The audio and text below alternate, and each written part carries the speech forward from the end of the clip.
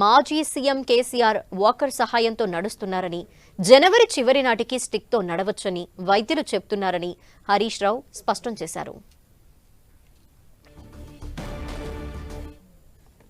ఇక మాజీ మంత్రి Harish Rao media chit chat లో ఇంకేమన్నారో డీటెయిల్స్ అందించేందుకు మా ప్రతినిధి శ్రీకాంత్ సిద్ధంగా ఉన్నారు. శ్రీకాంత్,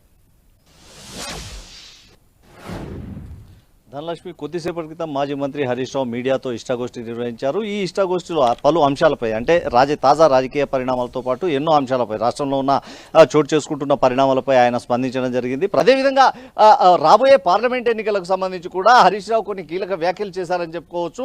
పార్లమెంట్ ఎన్నికల్లో అంటే తెలంగాణలో పోటీ చేయాలని ఓవైపు సోనియా గాంధీ, రాహుల్ గాంధీ, ప్రియాంక గాంధీల పేర్లు వినిపిస్తున్నాయన్న ఒక ప్రచారం జరుగుతుందన్నారు. అదేవిధంగా ప్రధాని మోడీ కూడా తెలంగాణలో పోటీ చేస్తారన్న ఒక ప్రచారం జరుగుతుందని, ఈ నేపథ్యంలో బీఆర్ఎస్ పార్టీ పరంగా తమ అభ్యర్థులను కూడా ఆచితూచి ఎన్నుకోవాల్సి ఉంటుందన్న అభిప్రాయాన్ని వ్యక్తం చేశారు.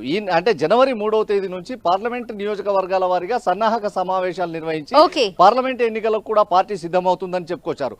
అదేవిధంగా కేసీఆర్ ఆరోగ్య పరిస్థితిపై కూడా కొన్ని వ్యాఖ్యలు చేయడం జరిగింది. ప్రస్తుతం వాకర్ సహాయంతో కేసీఆర్ నడుస్తున్నారని, జనవరి చివరి నాటికి స్టిక్ సహాయంతో కేసీఆర్ నడిచే అవకాశం ఉందని చెప్పుకొచ్చారు ధనలక్ష్మి.